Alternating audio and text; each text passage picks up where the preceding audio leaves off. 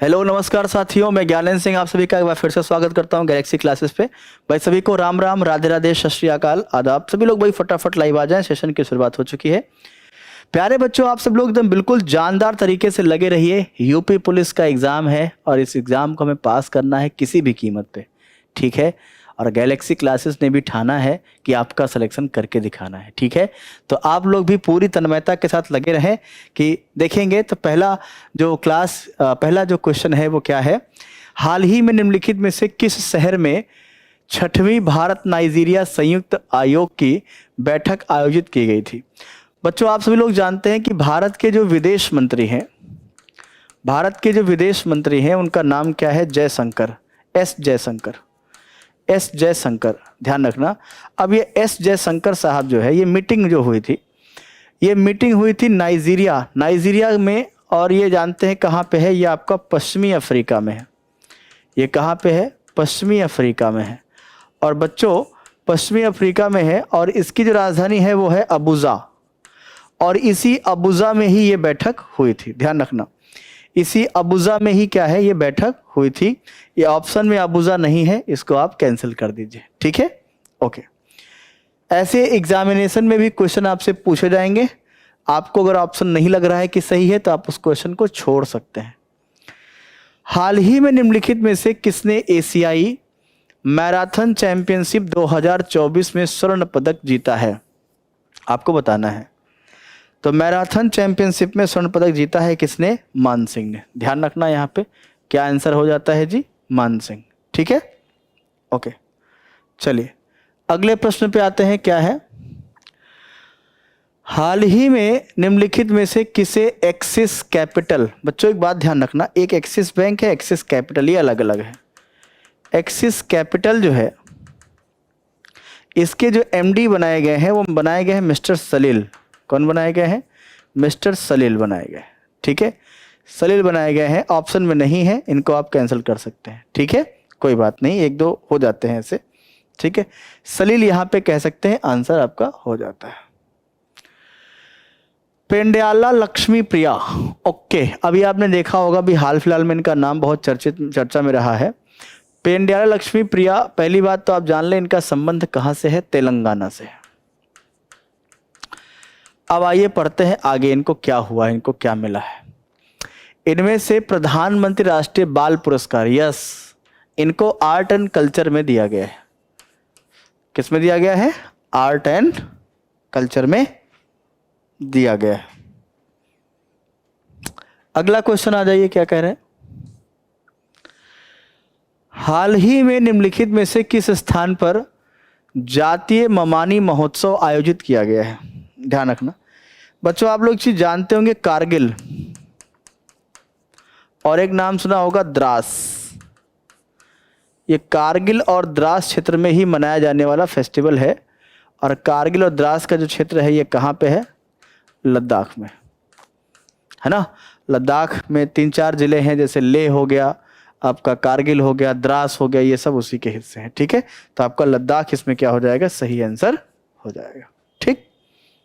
चलिए अगले क्वेश्चन में आते हैं। उत्तर प्रदेश के किस जिले में त्रिवेणी स्ट्रक्चरल लिमिटेड कारखाना स्थित है? जनरली एक बात ध्यान रखना, त्रिवेणी का जब भी हम नाम लेते हैं तो इसमें कुछ दिमाग में क्वेश्चन का आंसर बन जाना चाहिए। त्रिवेणी का मतलब होता है 3 नदियों का संगम। और 3 नदियों का संगम जब याद आता है तो हमें क्या याद आता है? प्रयागराज या इलाहाबाद हमको याद आता है।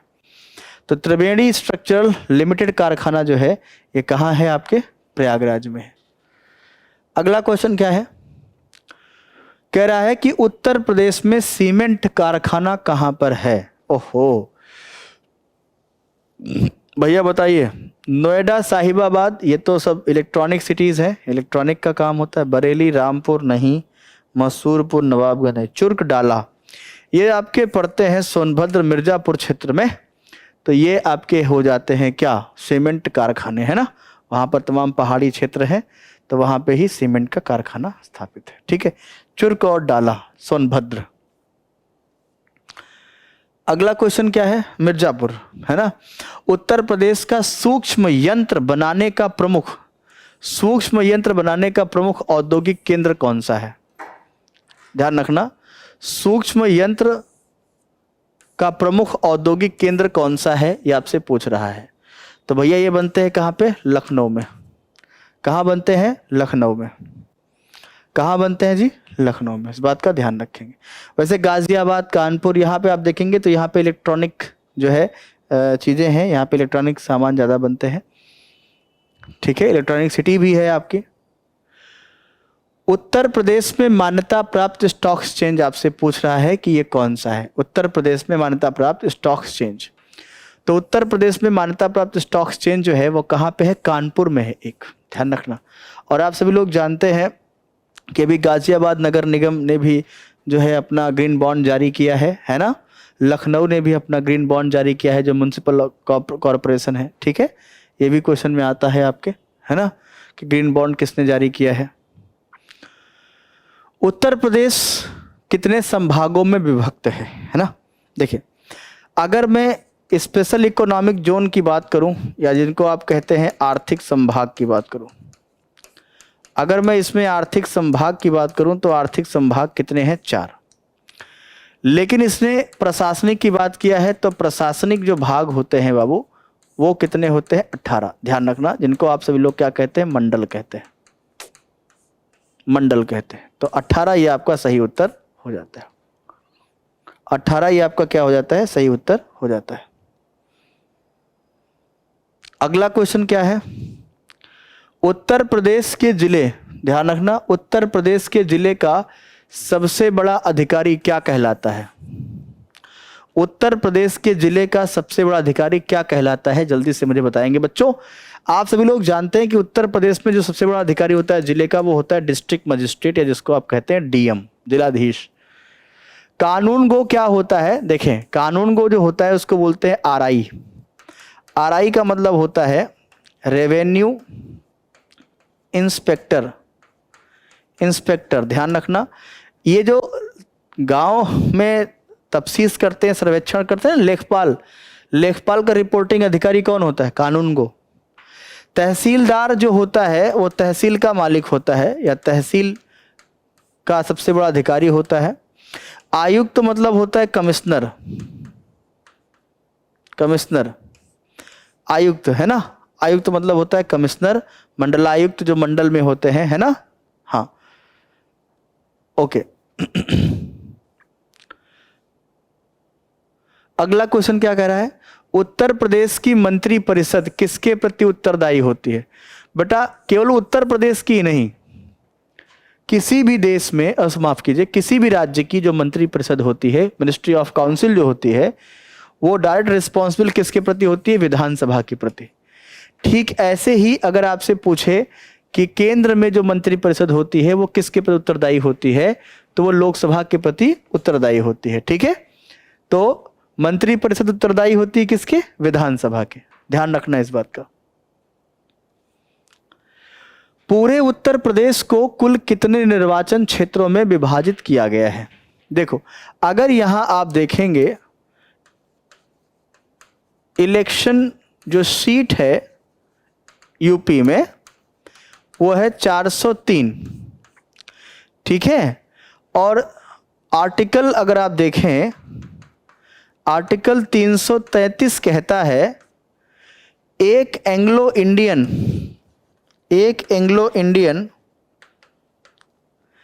है ना, नॉमिनेट किया जा सकता है विधानसभा के अंदर राज्यपाल द्वारा, अगर राज्यपाल चाहे तो। और आप जानते हैं ये एंग्लो इंडियन का जो प्रोसेस है ये 2020 से क्या कर दिया गया है, समाप्त कर दिया गया है। अब एंग्लो इंडियन नहीं होंगे। तो सीट कितनी है उत्तर प्रदेश में, तो यूपी में एमएलए की सीट जो है, एमएलए की सीट जो है वो 403 है। तो 403 आंसर करेंगे, ऑप्शन में कोई मैच नहीं है, ध्यान रखना। ठीक है, ऐसे आपको एग्जाम में करना है। अगर आपको लगता है कि ऑप्शन नहीं है हमारा तो आप छोड़ दीजिएगा उसको, करने मत लगना। ठीक है, ध्यान रखना। नवनीतकम किससे संबंधित है बच्चों, पहले तो इसकी वर्तनी सुधारते हैं हम। वर्तनी क्या है, नवनीतकम, नवनीतकम। बच्चों एक बात ध्यान रखना, नवनीतकम जो है इसको लिखा है धनवंतरी ने, धन्वंतरी कौन थे? ये राजा विक्रमादित्य के राजवैद्य थे। अब भैया राजवैद्य थे तो ये मैथ की बुक तो लिखेंगे नहीं, वैद्य आदमी है तो दवाई की किताब लिखेंगे, है ना। राजवैद्य थे, इनके नवरत्न भी थे धन्वंतरी साहब, ठीक है। हाँ, ओके। अगला क्वेश्चन क्या है? निम्नलिखित में से कौन सा बौद्ध ग्रंथ बौद्ध भिक्षुओं और भिक्षुणियों के बारे में है? देखें यहाँ पे जो बात आती है विनय पिटक की, तो देखें सबसे पहले बात आती है सुत्त पिटक, जिसको लिखा है किसने? आनंद ने, है ना। विनय पिटक, उपाली, है ना। अभिधम्म पिटक की बात करेंगे, लिखा है महाकश्यप। महाकश्यप। एक बात और ध्यान रखना, ये जो दोनों ग्रंथ लिखे गए हैं ये बुद्ध के समय लिखे गए हैं। बुद्ध के समय, ये दोनों जो लिखे गए हैं किसके समय? बुद्ध के समय लिखे गए हैं। महाकश्यप ने जो लिखा है, इसको कंपाइल किया है, वो अशोक के समय, ध्यान रखना, अशोक के समय, इस बात का ध्यान रखेंगे सभी। और अभिधम्म पिटक में ही भिक्षुक और भिक्षुणियों के बारे में उल्लेख मिलता है, ठीक है, ओके। चलिए अगले प्रश्न पे आते हैं। अगला प्रश्न क्या है? बाजीराव का जन्म, भैया आप सभी लोग जानते होंगे पेशवा बाजीराव प्रथम बहुत ही फेमस हुए थे। बाजीराव पेशवा जो है, ये पेशवा बाजीराव प्रथम है ना। बात कर लें इनके पिताजी कौन थे? बालाजी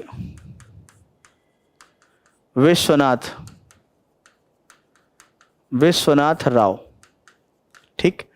अब अगला पॉइंट आता है इनका जन्म 18 अगस्त सन 1700, 18 अगस्त सन 1700 इनका जन्म हुआ था बाजीराव का। और इनसे जुड़ा हुआ पॉइंट क्या आता है? दिल्ली पर आक्रमण, दिल्ली पर आक्रमण, हैदराबाद और छत्रसाल। छत्रसाल कहाँ से हैं? बुंदेलखंड, बुंदेलखंड के मित्र, ये उनके क्या हैं? मित्र हैं, और उनको सहायता भी दी, ठीक है। तो दिल्ली पर आक्रमण करने वाले पहले व्यक्ति कौन है? पेशवा बाजीराव प्रथम। और पेशवा बाजीराव प्रथम जो ये पेशवा रहे हैं, इनका पेशवा का समय कब से कब तक रहा है? अगर आपसे ये पूछा जाए तो पेशवा का समय इनका रहा है 1720 से 1740 तक रहा है, ठीक है। ये भी आप बात ध्यान रखेंगे।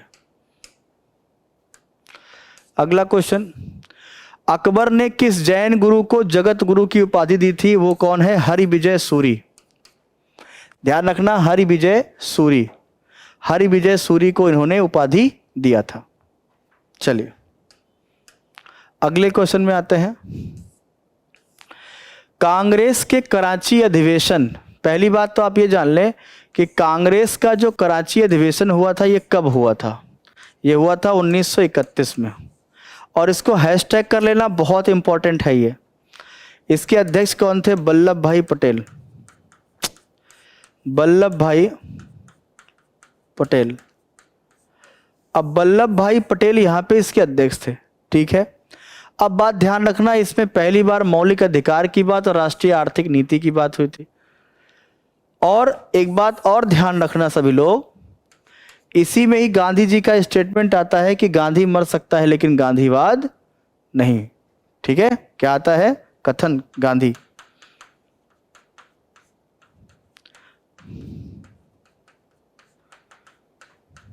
क्या आते हैं? गांधी मर सकता है, गांधी मर सकता है लेकिन गांधीवाद नहीं। ये दरअसल सेकेंड राउंड टेबल कॉन्फ्रेंस जो हुआ था ना, उसी के बाद ये सेशन हुआ था। और उस समय राउंड टेबल कॉन्फ्रेंस का कोई ढंग से ठीक ठाक रिस्पांस नहीं मिला था, गांधी जी असंतुष्ट थे उससे, इस वजह से ऐसा था। 1937 के आम चुनाव के बाद घटनाओं तथा उनके बाद कई प्रांतों में भारतीय प्रतिनिधियों की सरकार बनी, इस संदर्भ में कौन सा कथन अच्छा गलत है, ये पूछ रहा है। कौन सा कथन क्या है, गलत है। इस चुनाव में कांग्रेस काफी हद तक सफल रही, बिल्कुल बात सही है। मुस्लिम लीग बुरी तरह हारी। उत्तर पश्चिमी सीमा प्रांत कांग्रेस सबसे बड़ी पार्टी बनकर उभरी, ये गलत है। उत्तर पश्चिमी प्रांत का मतलब जो है ये लाहौर का, सिंध का जो क्षेत्र है, यहाँ नहीं। यहाँ यूनियस्ट पार्टी और कृषक पार्टी का सरकार बना था, तो गलती ये है, ये गलत है। कांग्रेस पार्टी की पूर्ण बहुमत बनी थी यूपी में, मध्य प्रदेश में, बिहार में, है ना, महाराष्ट्र में थोड़ा बहुत बनी थी, यहां सब बनी थी। अगला, भारत का पहला उपग्रह, पहला क्या है, उपग्रह, जिसका नाम क्या है, आर्यभट्ट, 1875 रशिया, ध्यान रखना, छोड़ा गया था। अगला प्रश्न आ जाइए। पृथ्वी निम्नलिखित में से क्या है? पृथ्वी क्या है? आप देखते होंगे आकाशीय बिजली गिरती है, उसको भी क्या करती है, एब्जॉर्ब करती है। सूरज से रोशनी आती है, क्या करती है, एब्जॉर्ब करती है। लेकिन रात में ही क्या होती है, ठंडी हो जाती है। इसका मतलब क्या हुआ, ऊष्मा की एक बेस्ट एब्जॉर्बर है और एक अच्छी रिफ्लेक्टर भी है। इसका मतलब विकिरण भी होता है, रेडिएशन भी यहाँ से होता है, निकल जाती है सारी, है ना। Best absorber and best reflector, best absorber भी है, बेस्ट रिफ्लेक्टर भी है। भोपाल गैस त्रासदी, बच्चों एक बात ध्यान रखना, ये घटना हुई थी 1984 में, और इसमें एक गैस छूट गई थी जिसको बोलते हैं मिथाइल आइसोसाइनाइट, है ना। ये गैस के रिसाव की वजह से बहुत लोग मारे गए थे भोपाल गैस त्रासदी में, ये बड़ा फेमस हुआ था। इस ऐसे ही हादसा यूक्रेन में भी हुआ था, चेरनोबिल। बेयर का अभिकर्मक क्या होता है? अभिकर्मक का मतलब है जो किसी की क्रिया को बढ़ा दे, KMnO4, पोटेशियम परमैंगनेट। और वो भी कैसे, अल्कली, कैसे, अल्कली, क्षारीय, क्षारीय। कोसा विभाजन, कोसा का मतलब क्या होता है, सेल डिवीजन, ऐसे नहीं समझ पाओगे आप लोग, cell division, cell division.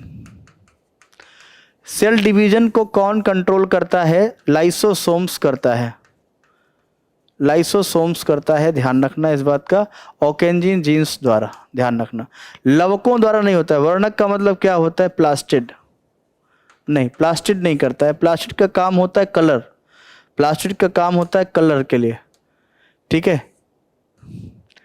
Cork निम्नलिखित में से किस पेड़ से प्राप्त होता है? ये क्वेश्चन एक बार आप पढ़ चुके हैं, क्वेर्कस पौधे से प्राप्त होता है कार्क।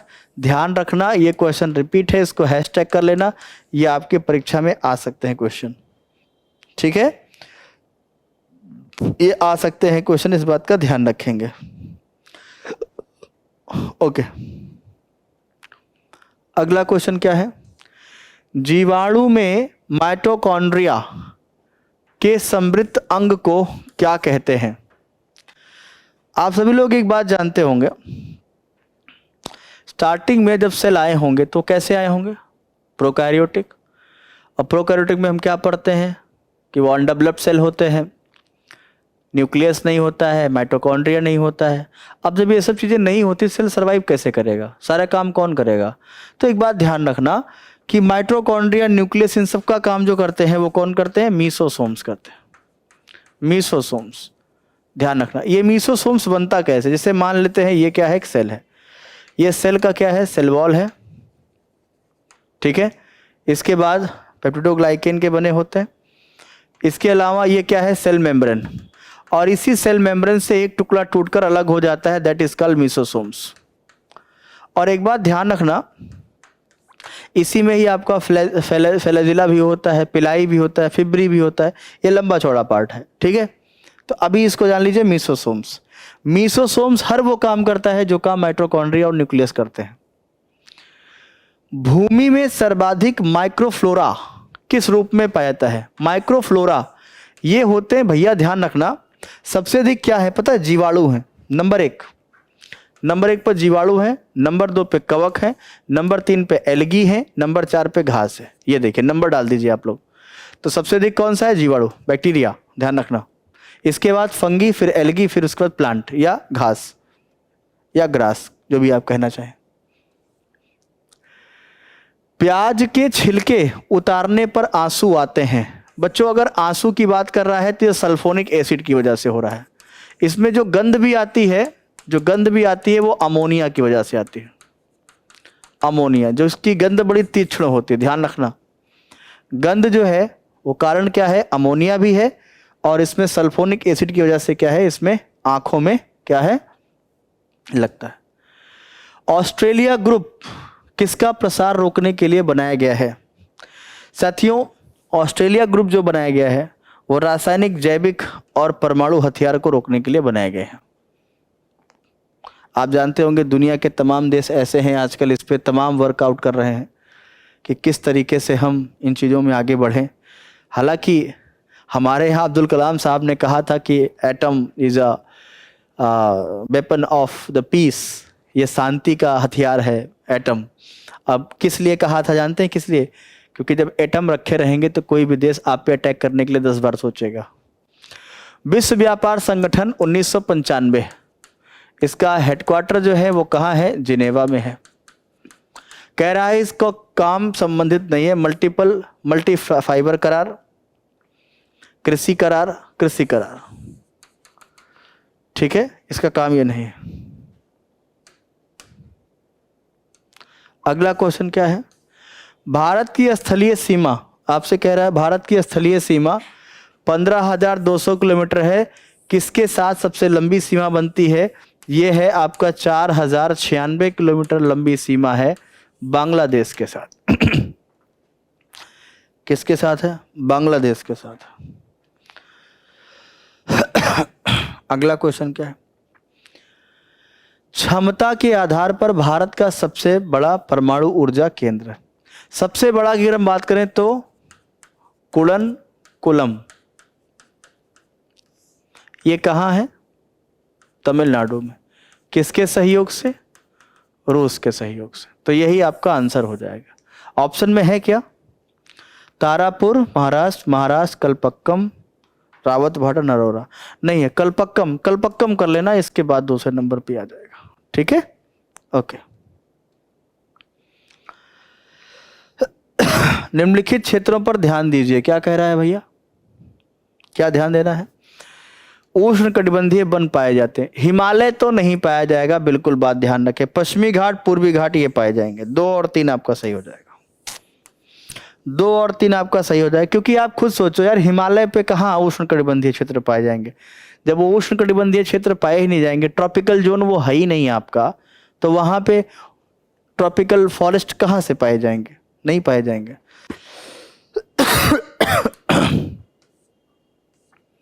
अगला क्वेश्चन क्या है?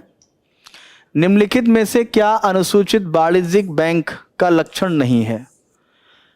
कमर्शियल बैंक का लक्षण नहीं। ये आरबीआई अधिनियम 1934 की दूसरी अनुसूची में होनी चाहिए। निजी भुगतान 1 करोड़ से अधिक, CRR, cash reserve ratio RBI के साथ जमा, ना, कैश रिजर्व रेशियो जो है ये अपने पास ही रखना पड़ता है, बैंक को अपने पास रखना पड़ता है, आरबीआई के पास नहीं रखना पड़ता है। ध्यान रखना, आरबीआई के पास नहीं, अपने पास रखना पड़ता है। भारत के निम्नलिखित में से किस पब्लिक सेक्टर में सबसे अधिक प्रचलित है? पब्लिक सेक्टर, अच्छा पब्लिक सेक्टर मतलब सरकारी, मतलब कौन सबसे अधिक सरकारी क्षेत्रों में है? इस्पात, ट्रांसपोर्ट, कृषि, फाइनेंस। फाइनेंस में तमाम पब्लिक भी है, प्राइवेट भी है। कृषि में भी पब्लिक प्राइवेट भी है।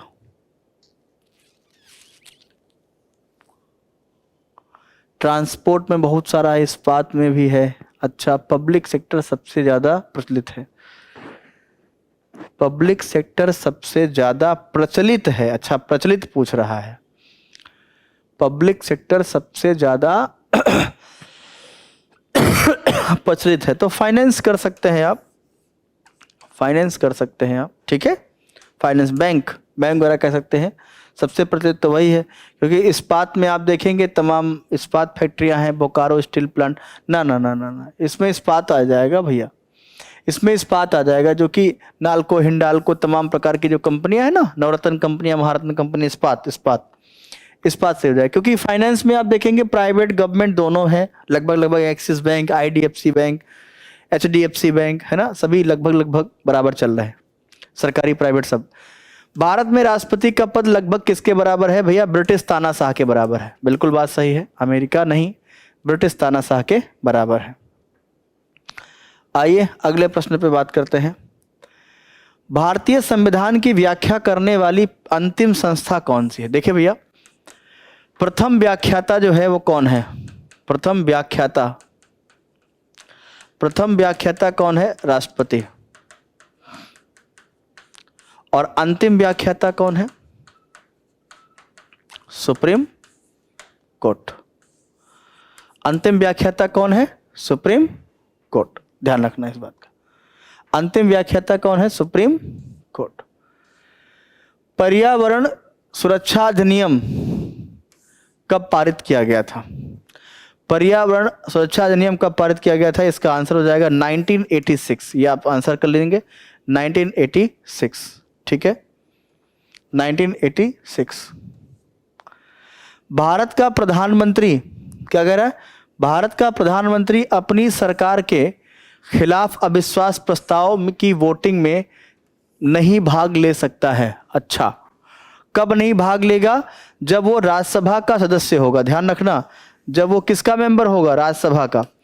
क्योंकि बच्चों, अविश्वास प्रस्ताव पे जो वोटिंग होती है वो वोटिंग केवल कहाँ होती है? लोकसभा में होती है। और जो लोकसभा के मेंबर होते हैं वो इसी में ही भाग लेते हैं। और अगर मान लो प्रधानमंत्री राज्यसभा का मेंबर है तो वो उसमें पार्टिसिपेट नहीं कर सकता है।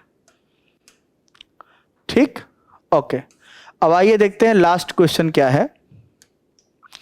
राष्ट्रपति की संवैधानिक स्थिति सबसे ज्यादा किसके समान है? भाई वही क्वेश्चन रिपीट कर दिया इन्होंने, ब्रिटिश के राजा, इंग्लैंड के राजा। ठीक है, इंग्लैंड के राजा के समान होते। तो बच्चों, आज की क्लास में हम यहीं तक देखेंगे। आप सब लोग एकदम जुड़े रहें, है ना, पूरी ईमानदारी के साथ, पूरी तन्मयता के साथ पढ़ाई करते रहें। आप सब लोग, बहुत ही कम समय बचे हैं। उत्तर प्रदेश पुलिस में बहुत शानदार वैकेंसी है बेटा, 60,000 वैकेंसी कम नहीं होती है।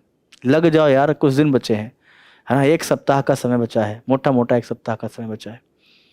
10 घंटे कम से कम लगा दो, 10 घंटे, 1 सप्ताह में 10 घंटे, कम से कम 60-70 घंटे पढ़ो 1 सप्ताह में, है ना। ओके, चलते हैं, मिलेंगे अगली क्लास में। ठीक है बेटा, राम राम, जय हिंद।